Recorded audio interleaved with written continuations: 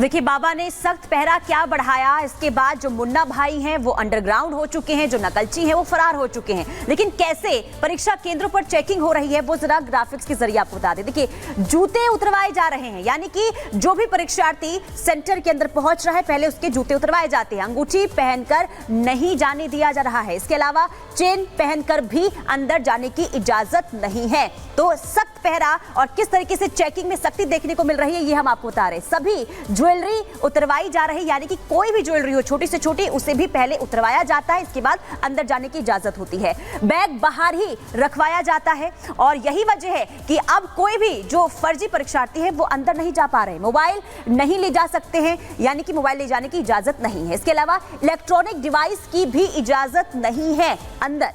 केंद्र से आसपास रास्तों को जो है पूरी तरीके से सीसीटीवी कैमरों से लैस कर दिया गया है। इलाके में ड्रोन से भी निगरानी रखी जा रही है। इसके अलावा सुरक्षा के लिए 3 स्तरीय व्यवस्था की गई है। वहीं LIU के जवान सादी वर्दी में वहां पर तैनात हैं। इसके अलावा पुलिस के सिपाही जांच में लगाए गए हैं जो निगरानी रख रहे हैं। PAC के जवान सुरक्षा में तैनात हैं, यानी कि देखिए चप्पे चप्पे पर जवानों की तैनाती नजर आ रही है। और यही वजह है कि मुन्ना भाई अब परीक्षा केंद्र के आसपास नजर भी नहीं आ रहे, भटक भी नहीं रहे। और खबरों में अब बात करेंगे इजराइल के। इजराइल ने लेबनान के बहुत सारे ठिकाने हैं हिजबुल्लाह के जिन्हें नष्ट कर दिया है और 100 से ज्यादा मिसाइली हमले वहां पर किए गए हैं। यह हमला तब किया गया है जब हिजबुल्लाह की तरफ से उत्तरी इजराइल को निशाना बनाया गया था, लेकिन इजराइल की तैयारी एक कदम आगे की थी और हिजबुल्लाह के तमाम ठिकानों को नष्ट कर दिया गया।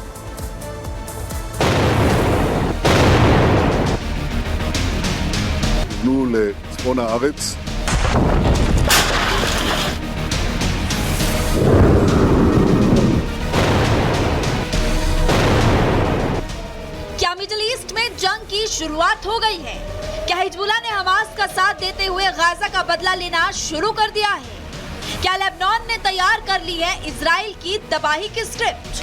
क्या हिजबुल्लाह ले रहा है अपने कमांडर की मौत का बदला? ये सवाल इसलिए क्योंकि एक तरफ हिजबुल्लाह के आतंकी इजराइल पर रॉकेट और मिसाइल से अटैक कर रहे हैं, तो दूसरी तरफ इजराइल भी हिजबुल्लाह पर जवाबी कार्रवाई कर रहा है। लेबनान से सटे इजराइल के आसमान रॉकेट और मिसाइल से फटे नजर आ रहे हैं। हेलीकॉप्टर गश्त कर रहे हैं तो इलाके में लगातार सायरन की आवाजें सुनवाई दे रही है। मध्य पूर्व का महायुद्ध भीषण होता नजर आ रहा है। इजराइल हमास के खात्मे पर काम कर रहा है तो उसे बचाने में लगा हिजबुल्लाह अब नेतन्याहू के मुल्क पर ताबड़तोड़ हमले कर रहा है। ईरान समर्थित हिजबुल्लाह ने इजराइल पर बड़ी संख्या में ड्रोन और रॉकेट दागे। उत्तरी इजराइल के शहरों को टारगेट किया। एक्ट्रे में रिहायशी बस्ती पर रॉकेट और मिसाइल दागे जिससे घरों को नुकसान पहुंचा। तो वहीं मनोट कस्बे में एक मुर्गी घर पर अटैक किया गया जिसमें पोल्ट्री फार्म को नुकसान पहुंचाया गया, साथ ही कई मुर्गियां राख हो गई।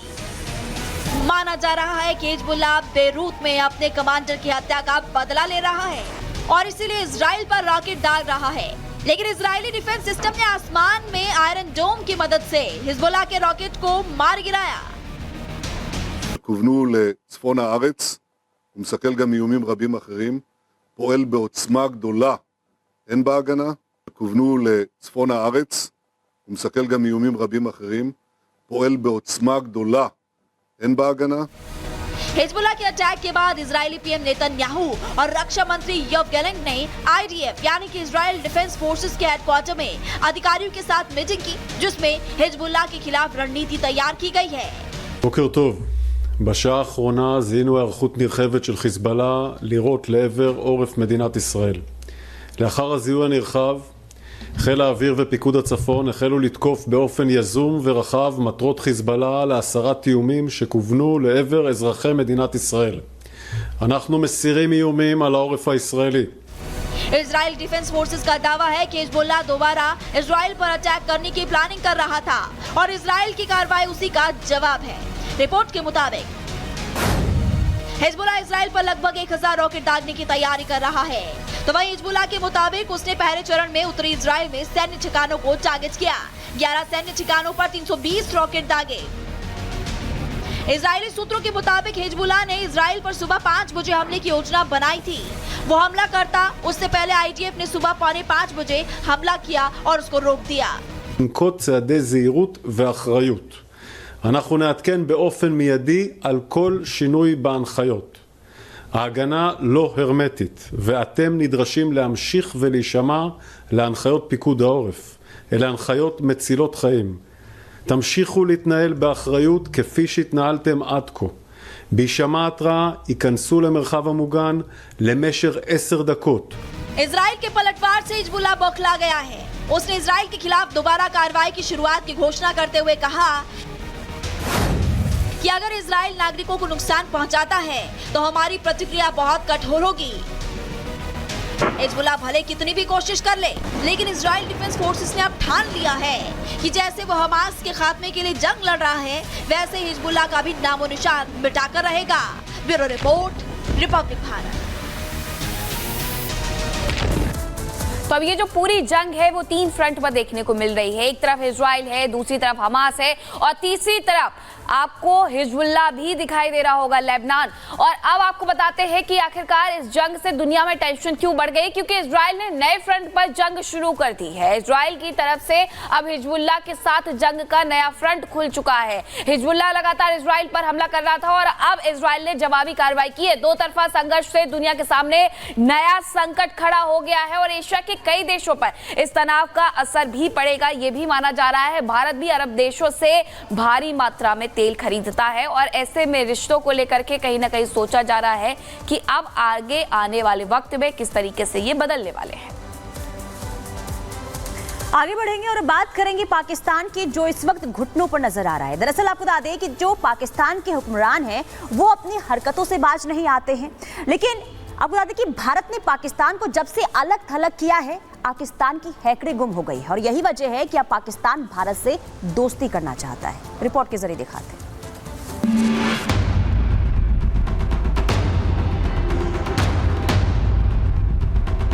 बार बार दोस्ती का हाथ बढ़ाना, फिर पीठ में छुरा घोंपना, ये नापाक करतूत पाकिस्तान की आदत बन बैठी है।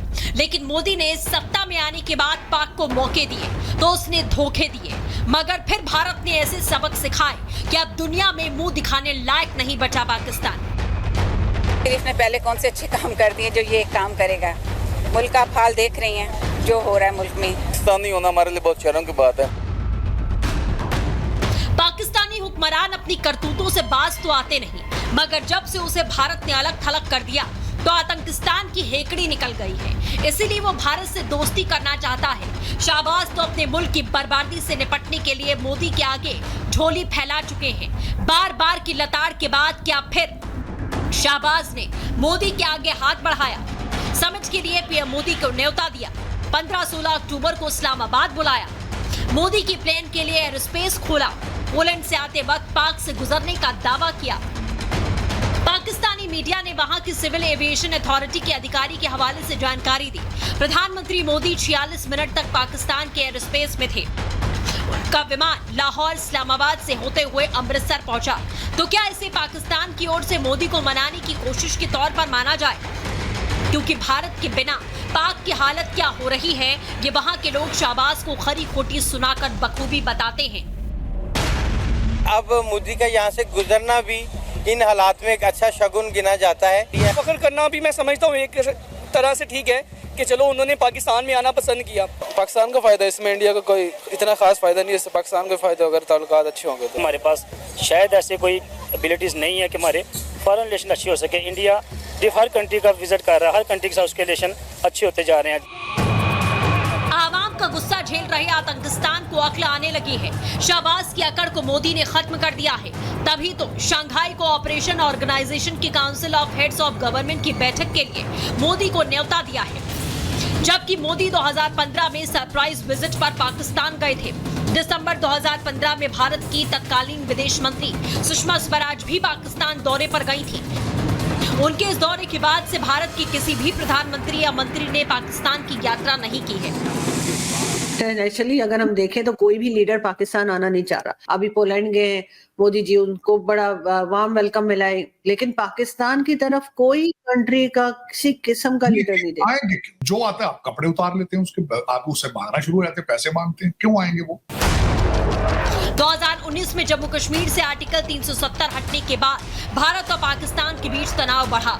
तब से दोनों देशों के बीच में कोई हाई लेवल बैठक नहीं हुई।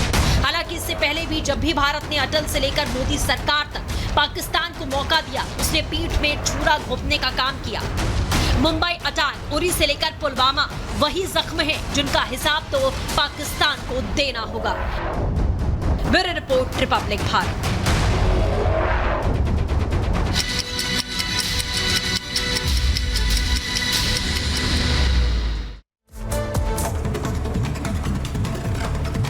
बांग्लादेश में एक बार फिर भड़की हिंसा, प्रदर्शनकारी छात्रों और बांग्लादेशी के साथ हुई है हिंसक झड़प, 40 से ज्यादा लोगों के घायल होने की खबर। इधर हिजबुल्लाह हमले के बाद इजराइल की काउंटर स्ट्राइक, आईडीएफ ने 100 लड़ाकू विमानों से बरसाए बम, बोले हम छोड़ेंगे नहीं, इजराइल में घोषित की है इमरजेंसी। इजराइल लेबनान के बीच हमले को लेकर अलर्ट, एयर